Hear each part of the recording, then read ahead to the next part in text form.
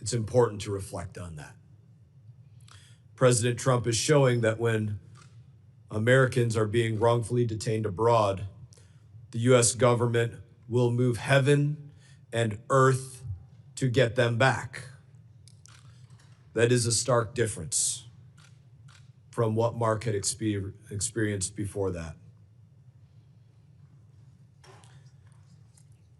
We know that we have Americans and our allies being detained abroad by Hamas in Gaza. I welcome you families who have come here to DC to share your stories with us. I think we all know that there was a bit of a blizzard that took place last night here in Washington, and there was questions by a number of individuals. Shouldn't we cancel this roundtable? How can we expect people to come in for this with the snow on the ground? And the response to everybody that had a question was simple. How could we say to any one of you that have individuals being detained in unfathomable conditions that we can't do something simply because of a little white powder on the ground? And I just thought it was an interesting place to really put into perspective how we take things for granted in our first world situation that we live in each and every day, that are nothing compared to what your families have had to go through. I can only imagine the pain that you and your loved ones who are held hostage are experiencing. I can't put myself into that situation. I prayed to God I never have to. 16 months after the brutal October 7 massacre, Hamas still holds dozens of innocent people hostage in Gaza, including 6 Americans. We remember each one of them, and we will not rest until they are all safely brought home and Hamas is eradicated. Today, we will have the opportunity to hear from the family members of 6 hostages being held by Hamas. We have Ronan Nutra with us, Miss Orna Nutra, Ilhan Grzuski, Mr. Moshe Lavi, Daniel Lifshitz, Mr. Gal Dalal, and Mr. Eli David. Thank you all for being with us today. Congress, and you all have the opportunity to introduce yourselves more thoroughly. Congress and the world must hear from each of you, because there are individuals in Washington and across the globe who will deny, and they will whitewash, and they will simply ignore what has taken place. It's up to us to make sure that does not take place. They will make excuses for the terrorists who raped and slaughtered 1,200 innocent Israelis and Americans on October 7th. They will make excuses for the animals who continue to hold hostage in Gaza as we speak. There is no path to ending this conflict without the release of hostages. And the purpose of our meeting today is to keep their freedom at the top of our agenda. We need to bring them home now. I turn now to my friend and ranking member, Gregory Meeks, for his opening remarks. And then we will allow a representative from each family to share their experiences before we recognize the remainder of our members. Thank you, Mr. Chairman. Thank you for bringing us together today, and thank you to everyone for being here today. You know, I have witnessed many of you advocating for your loved ones from day one. The courage, the strength, the stamina you've shown is incredible. Ilana, I don't think there's anyone better than you to speak to the plight of the hostages. It's a blessing, again, to have you here and to hear from you again. I've heard and know and feel the stories that you've told. My heart breaks that we're still here because that means your loved ones are not home. It's time, way past time, for them to be home. In fact, they should have never been taken from home. And we shall never forget that. And we shall continue to be focused and dedicated to make sure that your loved ones come home. I look in your eyes, and I think anyone that's looking in your eyes can feel your hearts and your pain. It is something that has stayed with me. Fact of the matter, it never leaves me. Every day, I'm looking to see whether or not this ceasefire will hold and your loved ones will be brought home. Focused on making sure. In fact, that's questions that I ask all the time, saying, what did we do? And every time we have these conversations among ourselves, one of the first things we bring up is get the hostages home. A lot that we need to do. But the first thing that we need to do is to make sure that we get the hostages home. And so some of us are here, some are new members of Congress.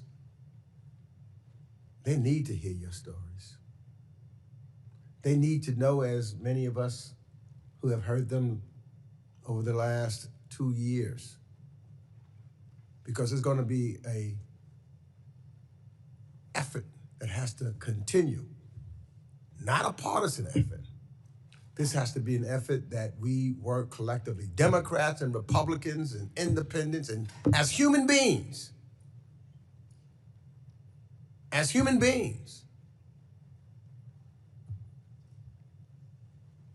we can't stop until your loved ones are home. We can't get distracted. We can't let noise come and cloud it. What the first objective has to be, bringing your loved ones home. So I thank you, because I know that as difficult as it is for you to have to repeat your pain, it is important that you articulate your pain to any and all people that will listen, but especially to members of Congress and others, so that we can stay on our leaderships and move forward and try to get them home and make sure that peace can have a possibility. Thank you again, and I look forward to hearing from each and every one of you and let you know that my prayers and my heart is with each and every one of you. Words will never be enough. Never be enough. We will never forget and never stop working. And I yield back, Mr. Chairman. Thank you, Mr. Meeks. Ronan and Orna, can we begin with you two?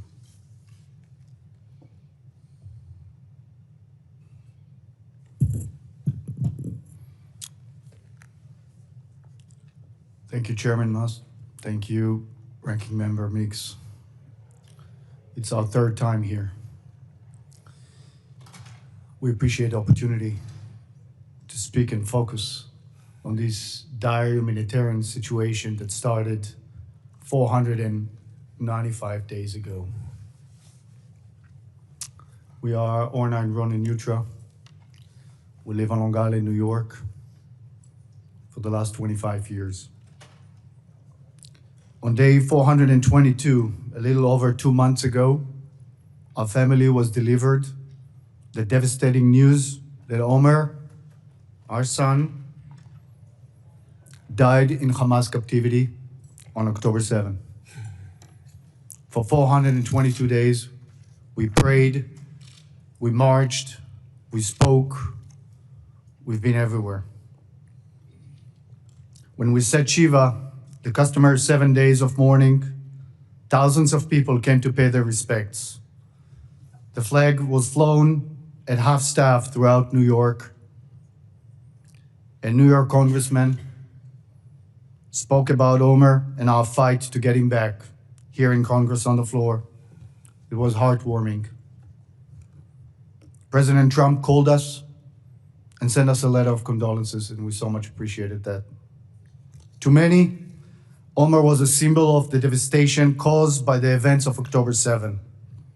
Many who knew Omer personally shared with us the very profound ways Omer had influenced them, inspired them with his kindness, sense of humor, and tactful leadership.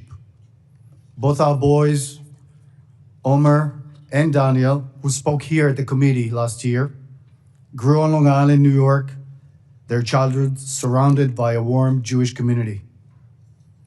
Omer was the center of every community he touched. He was the captain of his high school sports teams. He was the regional president of his youth group. He had a unique way of making everybody who talked to him feel like they were the most important persons on earth. After spending a year in Israel before college, deepening his bonds with the broader family and new friends, Omer felt he had a duty to protect the people in Israel and to serve in the IDF. And so he volunteered and joined. On October 7, Omer was a tank platoon commander and a first responder to the border invasion and rushed to the front to fight and save lives. After excruciating 422 days of endless worry for his safety, fighting and advocating for his release together with all the other hostage families, we were informed that Omer was killed on October 7. Within our devastation, we lost our hope to reunite with him alive.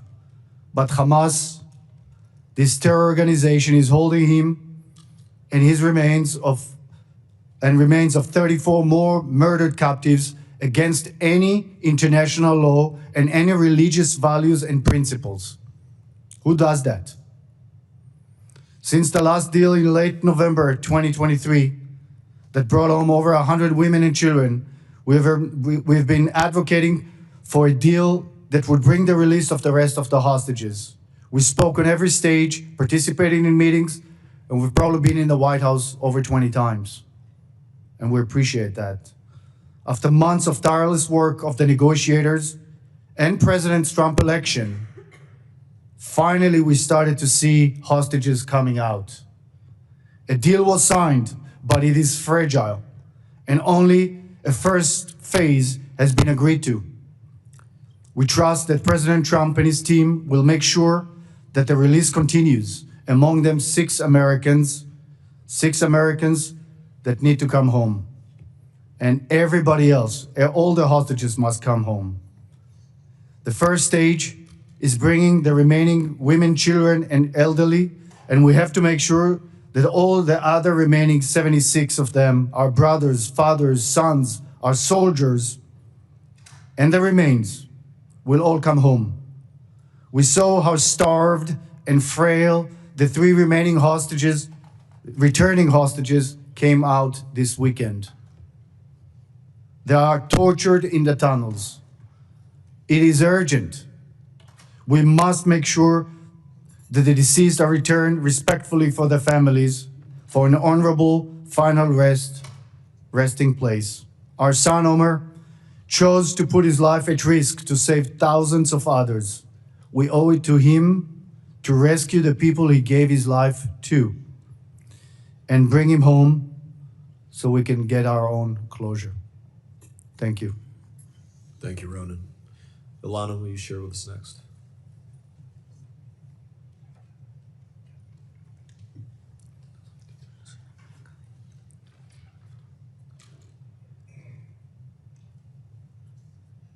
Good morning. Thank you for hosting us, and thank you for your leadership in bringing the remaining hostage home. My name is Ilana Gritsewski. I'm 31 years old, Today I speak to you not only as a former hostage myself, but also as a girlfriend of Matan Sangauker who is still in captivity in hands of Hamas. On October 7, at 6:30 a.m., when the sirens start, I was already awake, sitting on the couch with my coffee in my home in Kibbutz Nir Oz, near the Gaza border. I ran to our bomb shelter, brought the dog inside, and I screamed for my boyfriend Matan. 10 minutes after the first sirens, we start hearing gunfire and screams in Arabic. The kibbutz groups chat were already filling with messages about terrorists breaking into homes, one by one.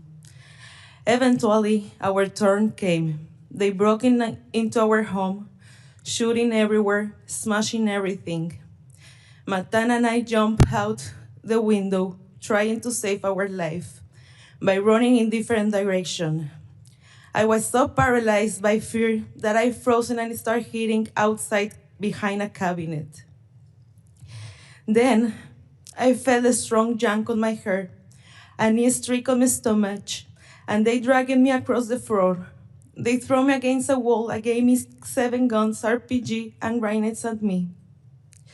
The only thought running through my head was, why does my family have to see me die like this? After threats, beatings, and more dragging, they threw me into a motorcycle and put me a plastic hood over my head. I had no idea what happened to Matan. On the way to Gaza, they keep beating me because for them, I was a prize. They also start touching me everywhere, and at that point, on the motorcycle, I passed out. Physically and mentally, I couldn't handle it anymore. I guess my body preferred to shut down. I wake up in some ruined house, lying on rocks, surrounded by Hamas terrorists. I was suffering for a fractured jaw, a broken pelvis, ear damage for explosion, and a burning leg. And that was not everything. I was also on my period when they kicked me. Try ask Hamas terrorists for a sanitary pad when you can't even move because of your injuries. On the first day, many people came to see me, to play mind games. One of them fixed on me. He told me I will never leave, that I was beautiful, that we were going to marry and have children. Even if there was a deal, I will not be released. He handed me his gun, told me to play with it, and stole all my jewelry. The next day around noon, they brought me another hostage from Nir Oz.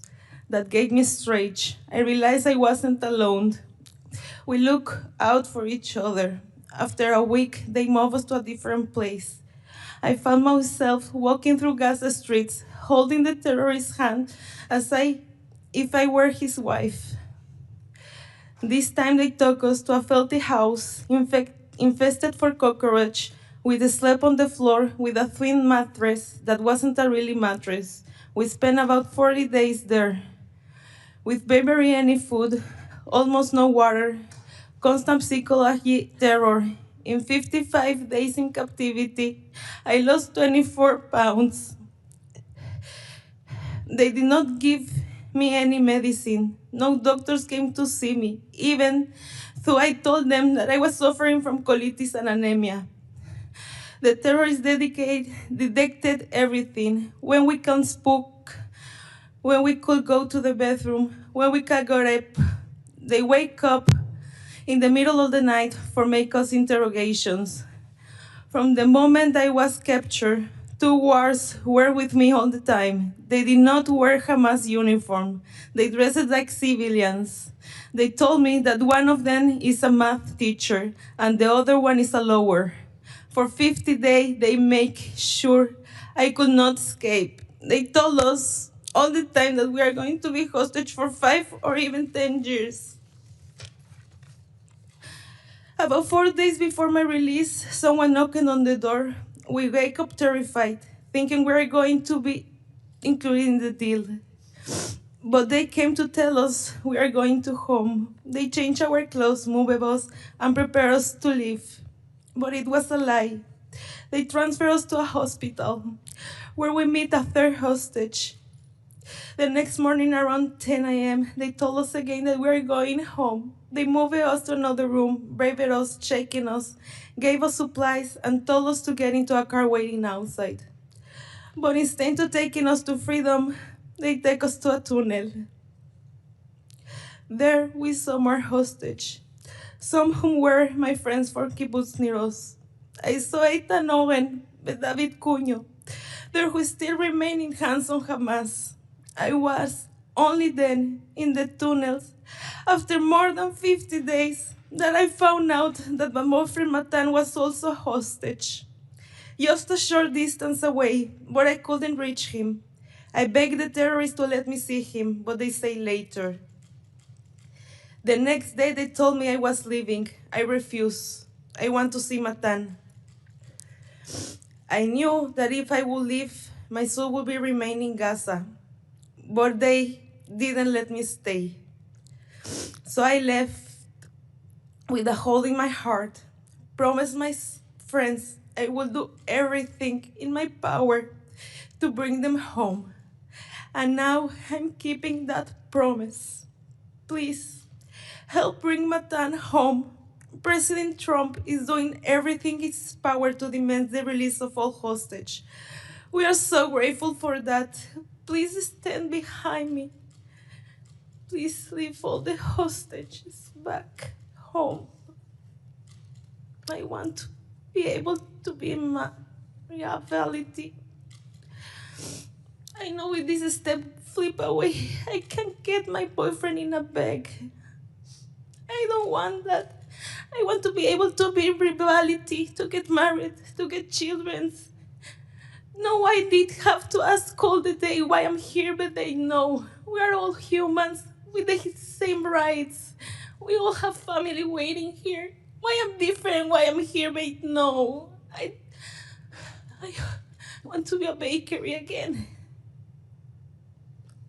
I want to be able to try to rebuild a life after this hell. And in the only way I can be able to do that is when all hostages come home. So I didn't ask why I'm here, then they know. I don't want to bring my boyfriend in a bag. I want to be able to be behind in the promise that I did it to my friend that I went to return alive. Thank you. Thank you, Alana. Moshe?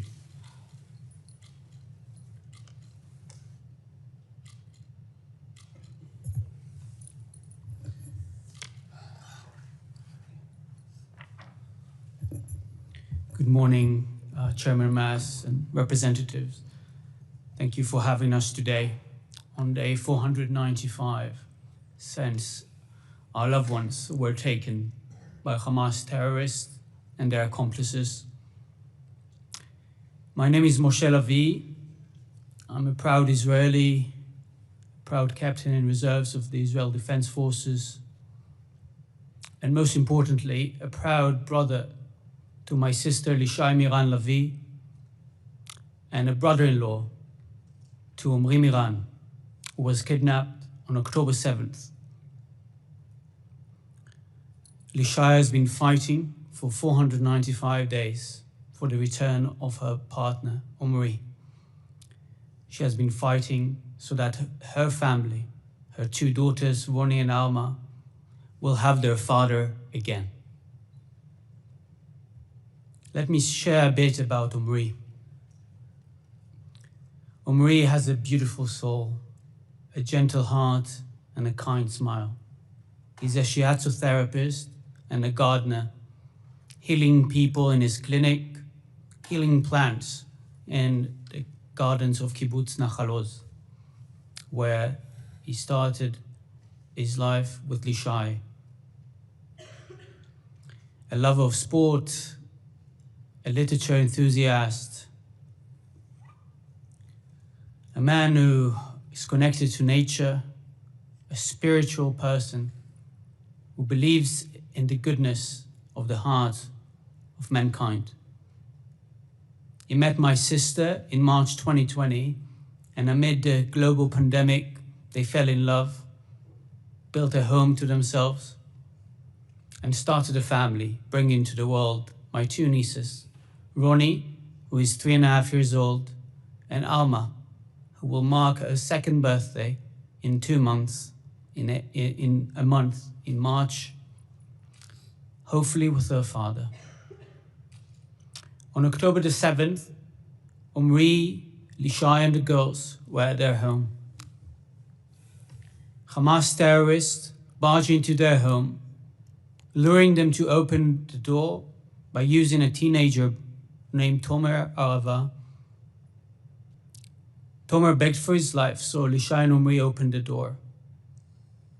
They wanted to save his life, even though they knew the terrorists would be entering their home. Tomer's body was found a few days later because Hamas terrorists were responsible for his death, despite the fact he was used throughout that day to make people open their doors. For hours, Lishai, Omri and the girls were held at gunpoint as captives in their own home. They were grouped with another family from the kibbutz, the Idan family, whose eldest daughter, Mayan, was murdered that morning, and were abused. This was all live streamed on Facebook for the world to see. And despite there are naysayers today who are denying the atrocities of October 7th, we have plenty of footage, plenty of videos to showcase to the world of the atrocities Hamas committed that day.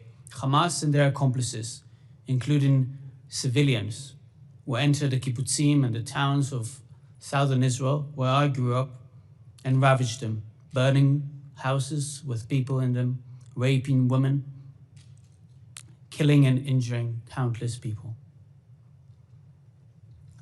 At 1:30 p.m. that day, Omri was handcuffed and was instructed to stand up. That was when he was taken hostage to the Gaza Strip with a few other members of Kibbutz Nachaloz. Lishai, my sister, told him she loves him, she'll take care of the girls, and ask him not to be a hero. Omri responded that he loves her, and that was the last time they saw each other. Ronnie, my 3-year-old niece, tried to run to him. Luckily, Lishai stopped her. At 5:30 p.m. that day, Lishai and the girls were rescued. My parents and my other sister and her family were rescued as well. I could have been a man without a family. I was in New York at the time. I was lucky. My family survived. By being lucky means that you have a hostage in your family who is being held by Hamas terrorists for 495 days. I'm grateful for all the work done by our great ally, the United States, and its elected officials, you, over the past 16 months, whether by the previous administration and naturally by the current administration, the Trump administration, which has secured a deal that has saved thus far the lives of 26 individuals, Israelis and foreign citizens, who were rescued, released from the grips of the terrorists who held them captive. But our mission is not done. Our mission as families is to keep amplifying the voices of our loved ones. I'm here not to speak as Moshe, I'm here to speak as Omri Miran, who is calling from the dungeons of Hamas for the rescue, asking his own government to do everything it can to preserve our ethos, Israeli and Jewish ethos and social contract, to redeem our captives, asking for the international community to hold accountable the perpetrators of October the 7th and those who funded and sponsored them, including countries like Iran, and asking you to do everything you can to pressure the stakeholders, the mediator countries, to force Hamas to a viable agreement, to understand that we now need to act fast so that those who still remain captive, alive, will be saved and rehabilitated in the state of Israel, and those who were murdered or killed on October 7th or in captivity will receive the honor to be buried in the land of Israel so that their families will have a closure. This is our greatest mission. This is the greatest mission of our time as Israelis, as families of hostages. And I'm humbled that you took on yourself as a country, as representatives, to take that mission as well. I implore you to keep pressuring everyone to make sure that people like Omri are not forgotten, that their stories are shared everywhere, that their beautiful souls are the ones that matter, so that everyone will receive the closure they need. I thank you, both parties, for doing everything you can, and ask you to keep doing it so that this agreement will not fall apart and that we'll have the reunification of all hostages with their loved ones. Thank you. Thank you, Moshe. Daniel. Hello. So first of all, thank you very much for welcoming us. I want to especially thank, of course, to President Trump and to you, Chairman Mast, for actually making it a humanitarian issue. Again, we felt for a long time that the hostages issue was not on the top priority of the world and was not on the top priority of the humanitarian aspect of it, and I really want to thank you for doing that. The stories of Ilana and Moshe, stories of Ilana as a woman, and Lishai. We have 3 others, starting from my grandmother, Yocheved Lifshitz, that been released after 17 days, waiting for her husband almost for 500 years. She's as well, we saw Arbel Yehud coming back home 2 weeks ago. Arbel was my stepsister and as grandchild to my mom, to my grandmother. Arbel is an amazing soul and coming back here without her boyfriend, Ariel Cunyo. Having my third, one of my best friend and an American citizen, Sagid Ekelchen. Sagid Ekelchen taught us in Kibbutz Nir Oz, the place where we have 25 hostages still coming from there from the 76. Sagid taught us to play baseball in Nir Oz, on the grass in Nir Oz, where so many people been murdered and kidnapped. He's a hero, and his wife is waiting for him with 3 daughters at home. That's the holy work we need to go out from here, to bring those men back home to their women so they can have their lifetime shared together. If it's my grandma, and if it's Sagi, and if it's bringing Ariel to Arbel. My grandfather is the eldest hostage considered alive. My grandfather is the only great-grandfather held hostage in the world, Oded Lifshitz. He found Kibbutz Nir Oz in 1957, defending the country by founding this kibbutz so close to the borders, knowing the risks. He fought in 4 different wars from 1967 to 1982, risking his life. By doing that, he was also a humanitarian activist, a peace activist, a warrior for justice and for doing the right thing. My grandfather built a kibbutz. My grandfather built an amazing cactus garden, a 64 years old cactus garden, which the last scene of my grandmother, when they've been kidnapped from the whole bomb shelter, when they've been dragged naked at home, she saw my grandfather on the ground, on the cactus garden they built for 64 years, and she thought he was murdered. But my grandfather, as a cactus, has a lot of resilience, and those hostages has the resilience, but not much more. The time is gone, and we saw what happened on Saturday, and we see the situation of the hostages. Also, my grandfather doesn't have that time, and we understand that painful concessions had to be paid to bring the hostages back home. But it's a victory to the Western values to bring those hostages back home. That's the most important thing. And I know my grandfather worked all his life for trying to bring education to the Palestinians, to fight for coexistence, to fight for so many things. And now is our time to pay back to my grandfather for everything he did in the world. And I think that now we have to work, all of us together, and to know that we have to change the strategy as well and to give a legitimacy strategy. A strategy with, first of all, we bring all the hostages back home, and after we can eradicate Hamas. We can do it from the outside, and we can do it for them, because the victory that all of you, together with us, will make together is to bring those hostages back home, to bring Sagidek Elchen home, to bring my grandfather back home to his grandmother, to bring Matan to Ilana, and to bring Lishai home.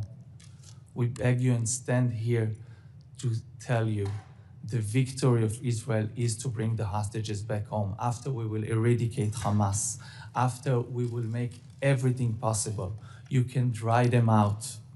You cannot bring the humanitarian aid inside, and you can bring an short expiry, the humanitarian aid, to not make Hamas collect.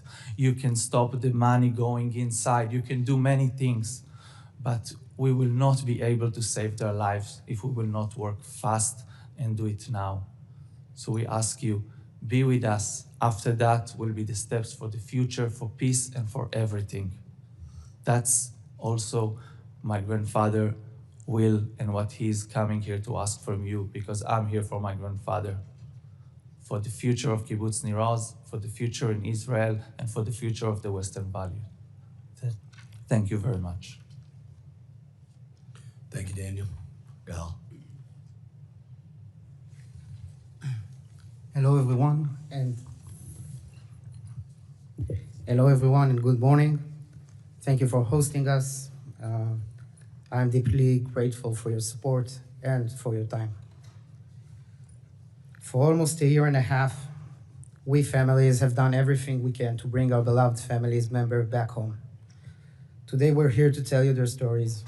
Thank you for your support and ask you to keep doing everything within your considerable power to ensure the release of all hostages being held in Gaza. My name is Gal, and I am survivor of the Nova Festival. But mostly, I am Gal, the older brother of Guy Gilboa Dalal, who was kidnapped at the Nova Festival, taken hostage by terrorists, and been held in tunnels of Gaza ever since. I am older than Guy by 7 years, yet he is my best friend. He is a brilliant guitar player and has deep love to the Japanese culture. He was learning to read, write, and speak Japanese, and his dream is to travel to Japan and experience the sakura season. On October 7th, Guy attended the Nova Festival with his 3 best friends, Ron, Idan, and Evyatar David. Evyatar's brother is here, Eli. He will also tell his story. Evyatar is Guy's childhood best friend. Tragically, like so many others, Ron and Idan were brutally murdered. Their spirits are a blessing to us today. Guy, along his best friend Evyatar, was kidnapped by terrorists and taken to Gaza. I managed to escape and return home. Because it was Guy's first music festival ever, he asked me to come along, and so I went with him to ensure he had a great experience and to look out for him. I arrived at the festival at 6:15, just 15 minutes before the alarm started. As soon as I got there, my brother ran up to me, hugged me and kissed me, told me how happy he was that I come. Like all good sons, he took a selfie and sent it to our mom to let her know we are together and we are safe. 15 minutes later, the alarm started. At that moment, I decided to go to my house, and Guy and his friends were supposed to join me. I wanted Guy to ride with me, but he said he didn't want his friends to feel like he was abandoning them, so he would return with them and meet me there. As soon as we heard the gunshots, the fog and the chaos of the moment set in. We were separated, and I couldn't find Guy. I couldn't get back to him. I called him, but he never answered. I'll never forget the sight of countless young people lying lifeless. I was shot at, had to keep running, taking cover wherever I could. And after nearly 10 hours of fleeing and hiding, I was finally rescued by our forces, only to learn that my brother had been kidnapped by Hamas. A video of him had already been published 3 hours before I was rescued. My parents, family, and friends knew he had been taken, but chose not to tell me, allowing me to focus on saving my own life. It shattered me. I couldn't bear the thought that I had gone there for him, to watch over him, and yet I left without him. Since then, my family, like so many other families, are tormented by our imagination of what Guy is enduring. While Guy is subjected to physical and sexual abuse, we are also psychologically tortured by Hamas sick games. Our hearts break at the sight of the recently released hostages. The horror they endured is an evident, and no words can convey the urgency of freeing all hostages more powerfully than the images themselves. It's been almost a year and a half since I last saw my brother, and he and the other hostages are running out of time. 76 hostages are still in Gaza, and most of them are still alive. My brother is still alive, surviving in these inhuman terms. We need your help. We want all the hostages home as soon as possible. We know from reading the press, anything can happen in the Middle East. These hostages deals, that's why it's so urgent to bring them all home now. We need Hamas to stick to phase one of the deal and to agree to phase two. I believe President Trump wants to and capable of bringing lasting peace to the Middle East. He understands that the only path forward is the immediate release of all hostages. Every single time he has spoken about Israel, Gaza, or the Middle East, he has brought up the hostages first. He has taken personal responsibility for this issue. You can't imagine what it means to us. I will do anything to see my brother again. But I also know in my heart that any last peace in the Middle East begins with release of the hostages. Without them, the healing process that the regime so desperately needs cannot begin. With your support, I trust President Trump will bring them home, save my brother, and give us a true opportunity for lasting peace. Thank you again. Thank you, Gal. Eli?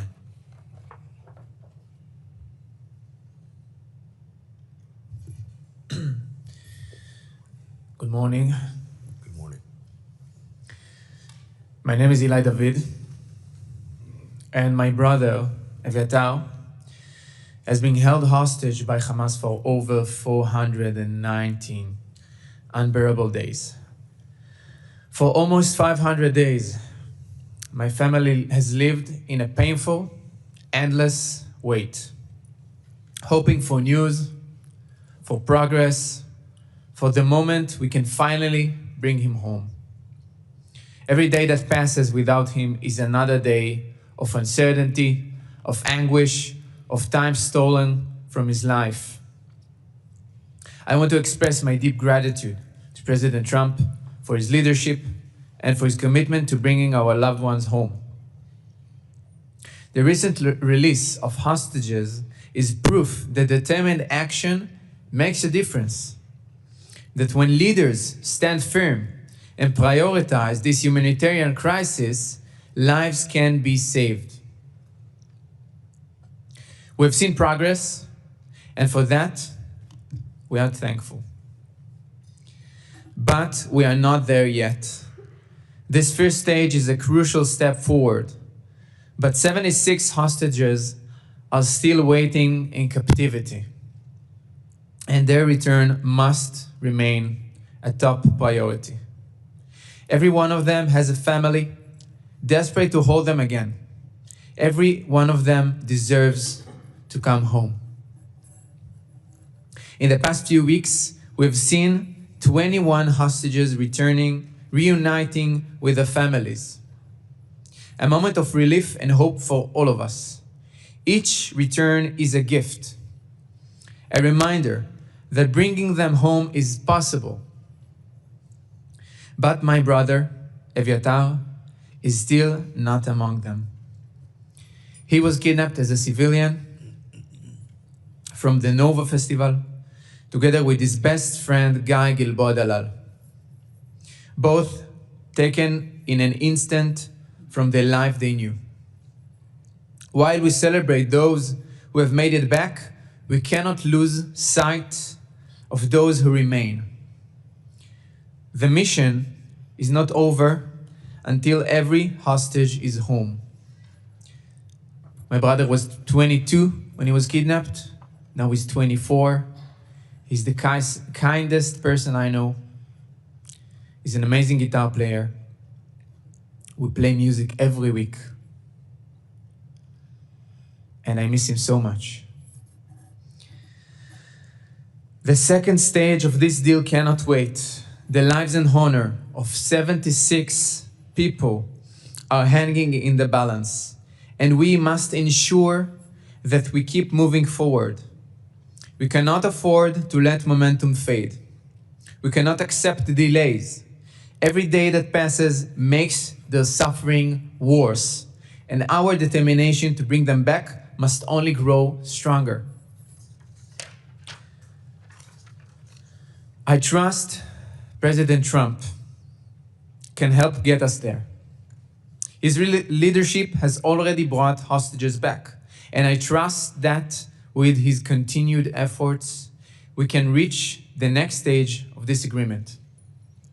The families of the hostages are counting on the world to stay engaged, to keep up the pressure, and to make sure this mission is completed. To everyone in a position of influence, President Trump, Prime Minister Netanyahu, members of this committee, and all those working behind the scenes, please continue pushing forward. This is not just a diplomatic challenge, it is a moral mission. We must see this through until every last hostage, both the living and those murdered, are returned home where they belong.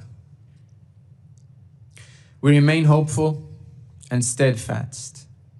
We will not stop speaking, we will not stop advocating, and we will not stop fighting until Eviatar and all 75 other hostages are back in the arms of their families. Thank you. Thank you, Ilan. Again, we just don't have the ability to know exactly how you feel, but thank you for helping to give us a glimpse of what life has been like. It helps us all to better understand and to be able to place ourselves in these situations that nobody ever wants to be in. So thank you for sharing with us, for sharing with the world.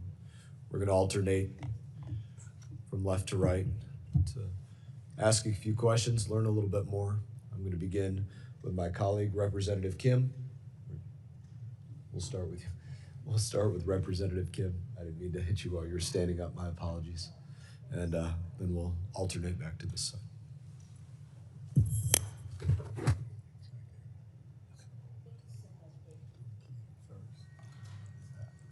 I welcome you and thank you so much for sharing your stories. And I've taken notes, but we have already known about your family members and your loved ones. And so I just want to echo the commitments that our Chairman Mast and our ranking member and the colleagues here today are making, and that we will not rest until all hostages remains, or we don't, as you mentioned, Ilma, we want to see your boyfriend come live, not in a bag. And I really took that to heart, and I'm so sorry for the personal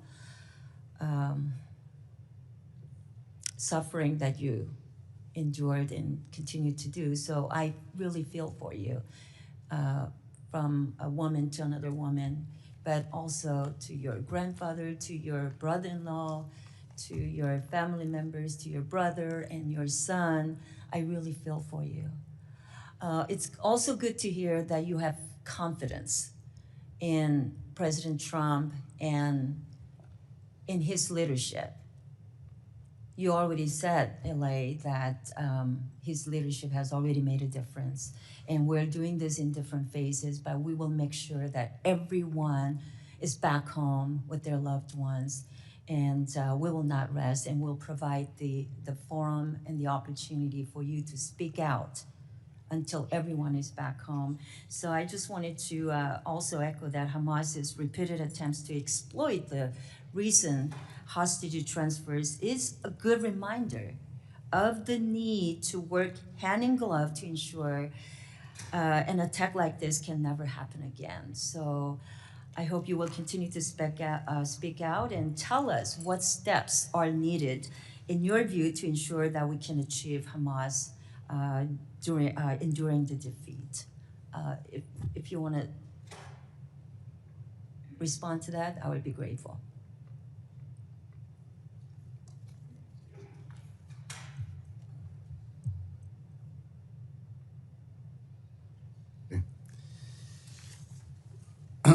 Thank you again.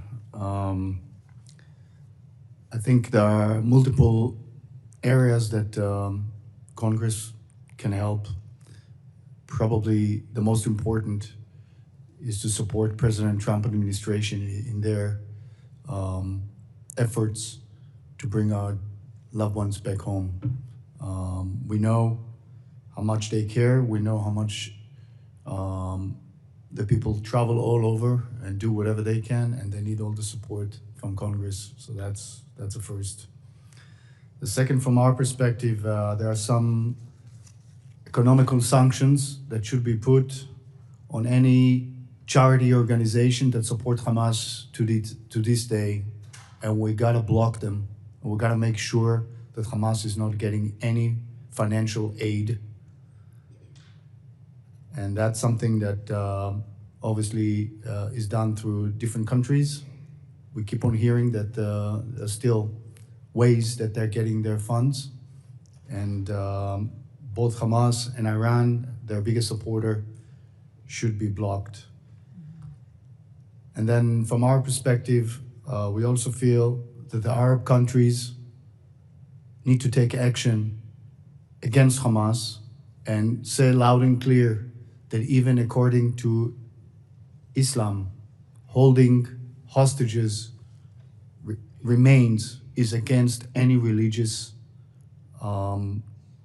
values, and they should call on Hamas on that. And Hamas should release immediately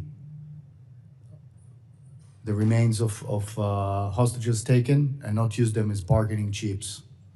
That's against any religious value and any humanitarian law. So thank you. Thank you for taking this into consideration. Moshe. If I may add, and thank you for asking this. So as we mentioned, 21 hostages returned. There are still 76 who are held captive. And in this moment in time, the most important thing is, from elected officials, is to emphasize to whoever they speak, whether to other elected officials, whether to the administration or to the wider public, that the first mission we have in this war, and the most urgent one, is the release of the hostages.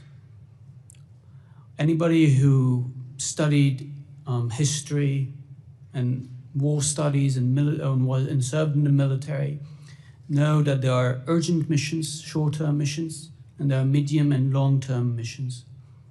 Our medium and long-term mission is to ensure Hamas is dismantled alongside its accomplices, such as the Palestinian Islamic Jihad.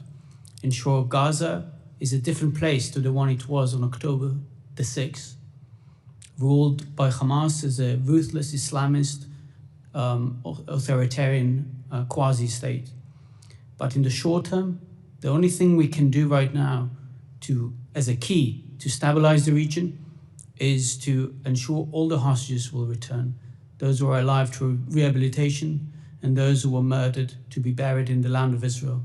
I was asked yesterday by an elected official who met the King of Jordan what I want him to ask the King. And like Ronen said, what we ask the international community and the Arab countries is that they'll learn not just to say no to proposals, but to say what they can do. What is their proposal on the table? And I saw President Trump yesterday meeting the King of Jordan and emphasizing to him, you need to bring us a plan. If you don't we're not coming on board to our plan. And it seems that he heard that message. I implore you to make sure we pressure international stakeholders.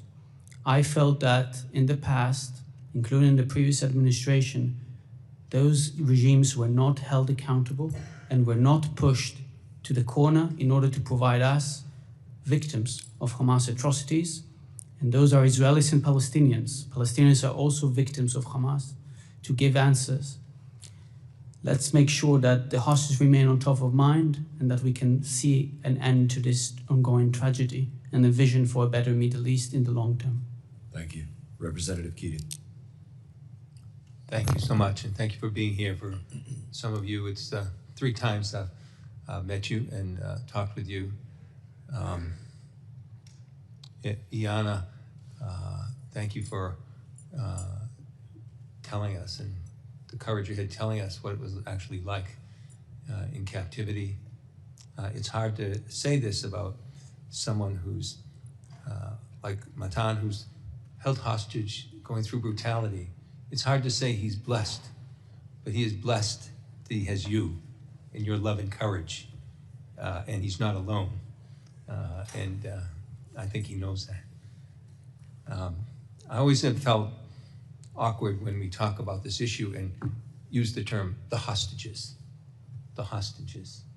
And thank you all for being here, because the reason that is so inadequate is because these are people. They have names. They have Omar, Matan. They have Aria, Amri, Gal, Etar. They have names. And they have relationships, son, boyfriend, grandfather, brother, sister, mother, father. And thank you for every time you come, every time you speak up. That transcends. And it's important, because this isn't just an issue or a policy. These are human beings. And you reinforce that, and it's essential. We also have our values together being held hostage. The values of Israel, the values of the US, of all our allies. And we have to always be mindful we are all being held hostage in that respect. Those of us that respect justice and decency, humanity, and we have to remain close so that we can be stronger against the opposite. We have an agreement now. Sides have come together for an agreement. Imperfect as it may be, it's an agreement. And so let me just tell you, at this moment, because we deal in the moment, and you've all dealt in the moment, in the roller coaster that you've been through. In this moment, I think it's important to have a mindset, all of us, of not how this deal can't be held, but how it can be held. Let's get through this moment. Let's both sides work together to just get this imperfect deal through, so the hostages, so the individuals will be released and brought home to their loved ones. And until we do that, we can't rest. So that is the mindset, I think, of all of us here. It was a difficult agreement. Democrats and Republicans all working together on both sides, because it's not a partisan issue. It's a human issue. And your presence here is so important to reinforce it. And I just want to thank you for continuing doing something that you didn't sign up for, something that was thrust upon you inhumanly, and something that I trust we can bring to an end, at least in this moment. Thank you.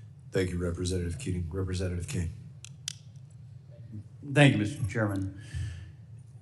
Thank you for being here and sharing your stories and your loved ones' stories. It's extraordinarily important not only on October 7th, but in the 495 days since, that you share those stories on every platform that is available so we can continue to show the atrocities that Hamas continues to commit, the fact that Iran is supporting Hamas each and every day and is the head of the snake. We need to hold the terrorists accountable who masterminded the October 7th attacks. And can you please talk to us about how we ensure that the global organizations that over the course of the last 495 days have not raised their voices, have not held Hamas or Iran accountable. What can we as members of Congress or people who care about your families and your loved ones do to ensure that we have a safe and immediate return and a global effort to make sure that hostages are not taken in the future? I think what you raised it's very important. I think the first step of doing that is once again putting all those organizations aside and focusing on the mission of bringing the hostages back home. After the hostages will be home, it will be much easier to eradicate Hamas. And as you all know, it's much easier to dry out a place or fight in a war while you don't have hostages there. I think the US government is doing great work in putting the hostages situation on the top priority. I'm sure as well that we saw this week Khalil al-Khaya meeting with the Hamas terrorists in Iran. So for sure that wasn't a help. You should just emphasize the Iran accountability for that. Make more pressure in Qatar that if they are not making a deal, they've been arrested, you dry out their money. Make sure that into Gaza is not going inside humanitarian aid, which has a long expiry date, because then Hamas cannot gain power. And after that, make sure $1 is not going inside from any organization. No banks are going to be rebuilt in Gaza, and no other way to bring money in. The rest of the organizations, I know you can do all the necessary work to make sure that they will do the right thing the next time. That is the ways I think and I see those things happens. But for the moment, the way to bring the hostages back home is in a deal that you must understand that in day 42, either all of them come back home or you start a deal of a hostage per day, but you need something that will not stop. This deal is problematic because every week to see few hostages is not easy. Must make sure this phase ends, and as soon as possible, we squeeze all the other phases to bring everybody home, and then you can start eradicating Hamas and continue to any plan and future plan containing Arab countries or by the lead of the US alone. We need to bring the hostages home. I absolutely agree with you. Yeah, let us first make sure all the hostages return, and then we will pursue every avenue of justice to hold account the WHO for allowing hospitals to be used as military infrastructure for holding hostages, to hold accountable UNRWA for allowing its employees and its infrastructure to be used by Hamas terrorists, and to hold accountable every organization in the world through sanctions for allowing this to go on for so many days. They are part of the problem, but now President Trump and his great team are trying to find a solution for the short-term problems. And I'm sure you'll be doing everything as Congress to hold accountable those who are supporting Hamas directly or indirectly. Yes, we will. Thank you. Thank you, Tom. Ms. Gillen. Thank you, Chairman, and thank you, Congressman Meeks, Ranking Member Meeks, for including me here today. And thank you to all of you for coming and sharing your stories with us. This is not an international conflict. This is about, as Moshe said, beautiful souls.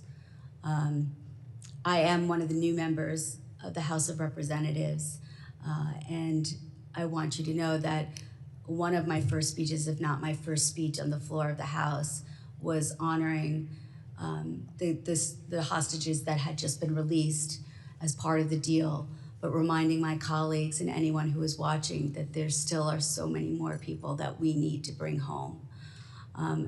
I represent Long Island, home of Omer. And although I did not get to know you during the campaign, Mr. and Mrs. Neutra, I was there for your memorial service for Omer. And I'm so sorry that I did not get to know your son, because he is a beautiful person. And I'm sorry for his brother, because I hear the love of the brothers here about their missing brothers. And I'm so sorry for your family's loss. And I just wanted to be here to let you know that I will not rest, and I will work with my colleagues day in and day out to get your loved ones back to you. Thank you for being here. Representative Lawler. Thank you, Mr. Chairman, and thank you to each and every one of you for being here, for sharing your story, your experience, and that of your family. For 495 days, this travesty, this miscarriage of justice, this crime against humanity has endured. And each of you, in your own way, have had to live through hell. I, over these 495 days, have come to know many of you, some more acutely than others. I have spent a lot of time with the Neutras. This photo of your son, this photo is seared in my mind. You see in your son someone who lit up the world. Someone who was selfless and caring. Someone with purpose. Having met your son Daniel, I know the impact this has had on him as well. I spoke to both of you the day that you found out that your son had in fact passed away on October 7th. For 430 some odd days, I watched the two of you traverse the world, meet with every leader around the globe, speak before tens of thousands of people, all with the hope that your son would come home. I don't know how the two of you, or any of you, have put one foot in front of the other for 495 days.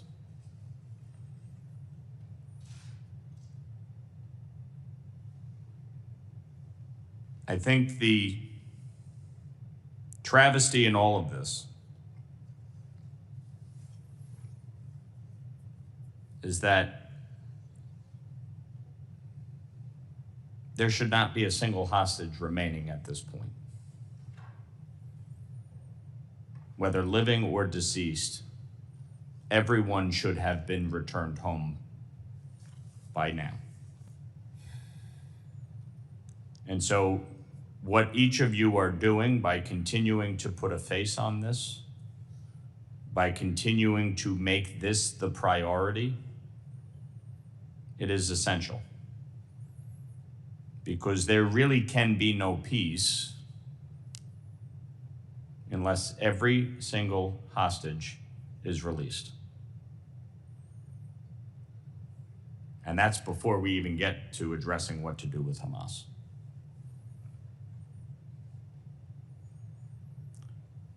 Orna, if you would like, if not, I understand, but I think it's important for people to understand the full range of emotions that you both have had to endure over these 495 days, in which you had so much hope that you would be able to bring your son home alive, only to find out that, in fact, he was killed on October 7th. And now, in this fight to bring him home, what is that mix of emotion like, and how have you been able to proceed forward?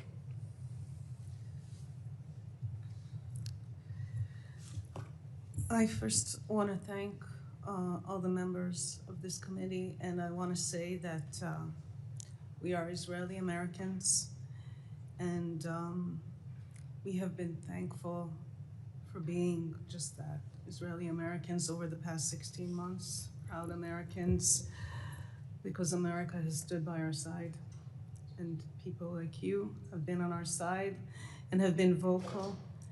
And what we know is that silence is complicity, and I can say that America has not been silent from the first moment. We have been in this terrorist attack since October 7th. It has not ended.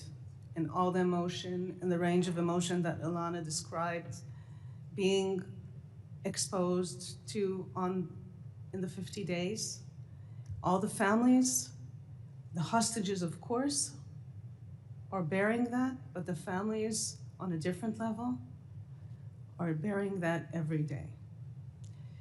This insane roller coaster of emotions, every statement that is made by a world leader, and the implications of that, what does that mean for the hostages, the hope on the one hand, and the despair when things aren't going according to plan, and the worry. And I know, for a fact that these past few weeks have been extremely excruciating as families are waiting to hear whether their loved ones are in fact coming back. And for us, of course, knowing that Omer will not come back. Not come back in the way that we were expecting him to come back and wanting him to come back. It's been devastating. But we continue what we're doing, because there's no way for the families to move forward before they're all back. And this is not just in speaking, it's true. Lives are stuck, and the whole region is stuck, and the state of Israel and the people are bleeding and are hurting and cannot move on. So as been stated here, before anything else, we need to bring them back. And I also want to say, to respond to the question about the different organizations, and this is the House Foreign Affairs Committee, and I think going back to what I said before, America has not been silent, but many organizations and other world leaders and countries have been silent or has not spoken strongly enough against what is going on. And I know that last year, we spoke about this in the White House with the National Security Advisor. Said it does not make sense that only America is making so much noise. And a coalition was created for other world leaders to express condemnation for Hamas or to speak about the hostages coming home, but it's not enough. We don't hear those voices enough. I know a lot has been said about the American Red Cross, or the Worldwide Red Cross. They have not seen any of the hostages. They present themselves as helpless in this situation where it's not up to them, but they also have a role in speaking up and saying that Hamas is not allowing them to see the hostages. Because the way this whole thing has been portrayed over the course of the past year is just insane.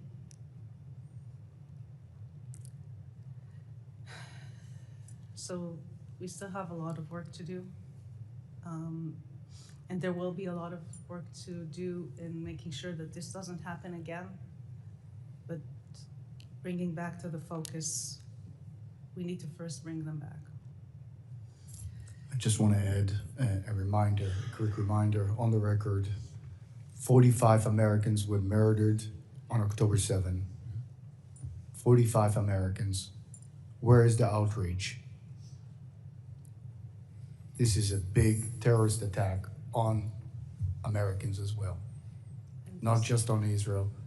And we got to support these families. And I know, Representative Lawler, what you've done in that direction. We appreciate that, and it has to come to its final. And thank you, Brett, for everything you've been doing. All right. And still, again, 6 Americans there among the 76. Thank you. Thank you. Mr. Snyder. Thank you. In many ways, you leave us speechless. And you can see all of us struggling to find the words, which is why I want to thank you from the bottom of my heart for your courage to share your stories. I can't imagine the strength that it takes to be here and speak as you have, but to speak as you have been doing so for 495 days. You have carried the light of all the hostages, of your loved ones, but of the entire country of Israel. And it's a light for the world to see the truth. The truth is that Hamas invaded Israel on October 7th of 23 with genocidal intent. That Hamas took 250 people as hostage and continues to hold more than 70, 495 days later. That Hamas has time and again demonstrated, even in the obscene staging of the release the past couple of weeks of the hostages, that their intent remains the same: the destruction of Israel, the murder of Jews, the torture of those they still hold. It is clear, and you help us see that as long as Hamas controls Gaza, as long as Hamas can threaten Israel and Israelis, neither Palestinians nor Israelis can have peace. As you have talked about, Hamas must be destroyed. Its capacity to rain terror over Gaza and to threaten Israel must be eliminated before we can move towards that peace we all want. You have our promise. You've heard us say this. We are not going to rest until every one of your loved ones, until every hostage is home and united with their family.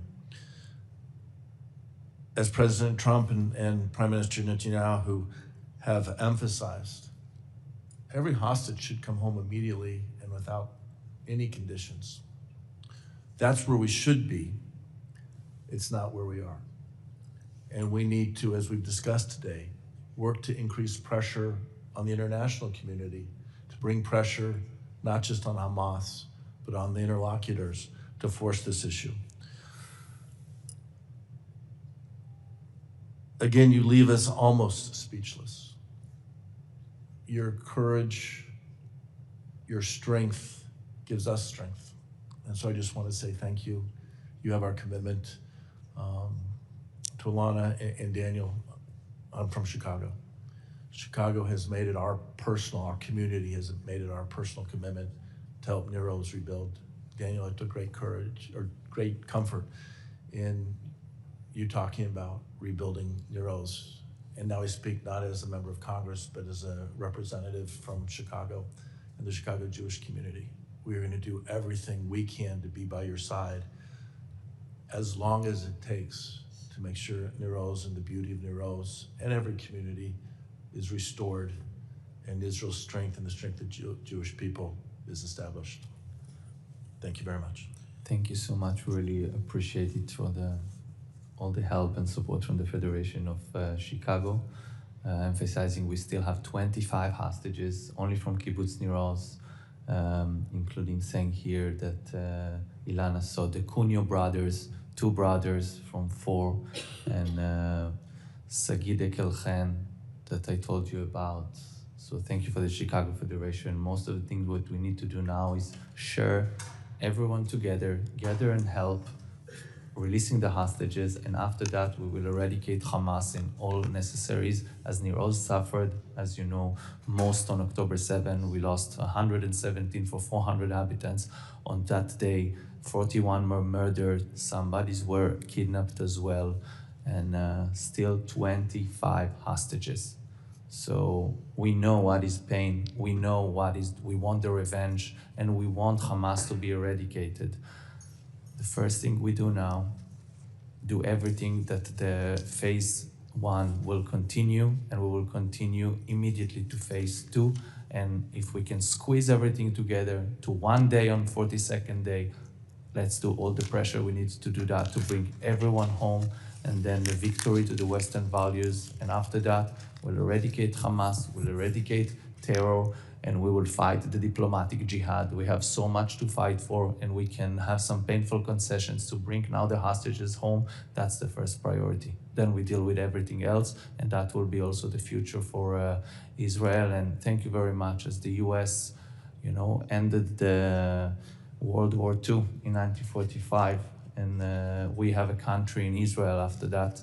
Now, again, we have the US government and President Trump to help the Jewish people again from the scene that we saw on Saturday, and immediately squeeze it into a deal, because we know that if fighting will come back and war come back, it will take months, and that we cannot accept. Thank you very much again for all the support, and for the Chicago Federation. Thank you, Republican Schneider. Representative Self.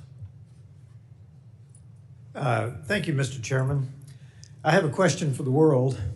What does never again mean to the world? You just mentioned 1945.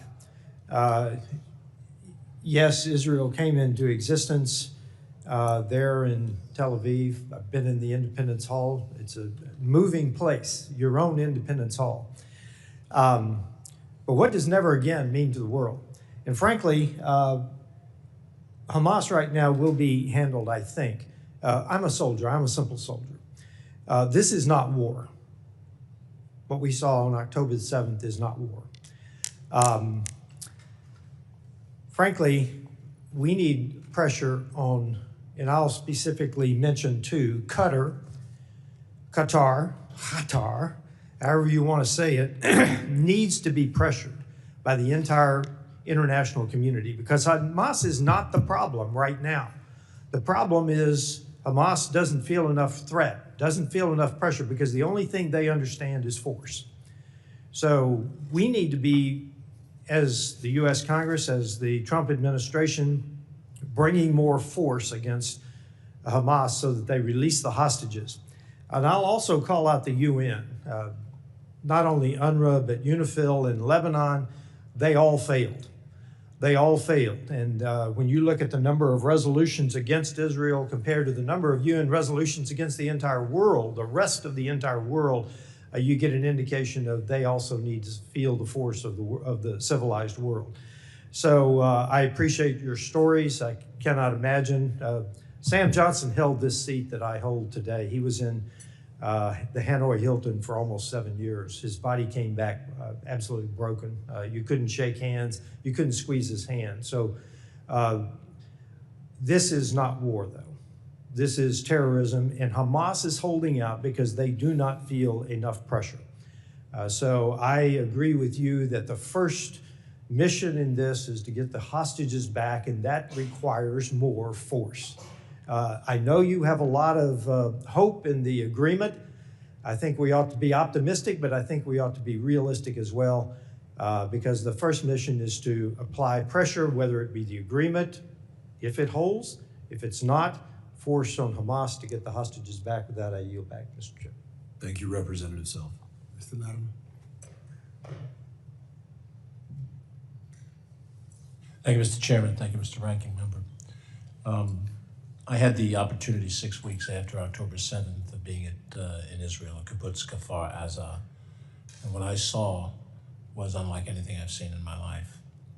And as I sit here and listen to your story, I don't think of it in geopolitical terms. I think of it as a father of a grown daughter, and I think of it the way you think of it as your child. Were she under other circumstances at that concert? And were it her picture that was on this? When I look at these young men, I think of my nephews. And I think of the fact that you have an uncle as I am the uncle of other nephews. It's a personal thing. So many times we talk about these things in public office as a political, geopolitical thing. And some issues fall into that category, but this one to me is just a human thing. And I appreciate you coming and sharing this so that we can get a better personal connection and understanding. So when we talk about what we have to do, it's not abstract. It's remembering your faces, remember the way you spoke, the pain that you've suffered. And I thank you for sharing that publicly. Thank you, Representative. I just have a couple of follow-on questions. Alana, I wonder if I can ask you a few specifics about them bringing you into the public. Did they bring you into the public more than once?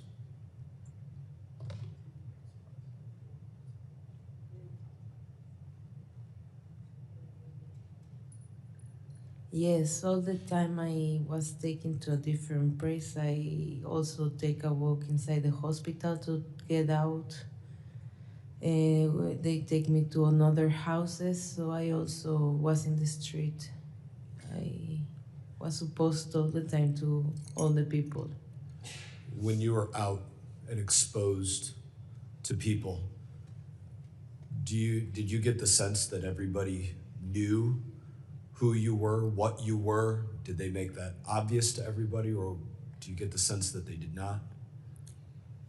There are people that they know, they come to the door from the house to see the hostage, to see me. In the street, I all the time go with my eyes down, praying that no one knows that I'm a hostage, so they don't kill me or do something. And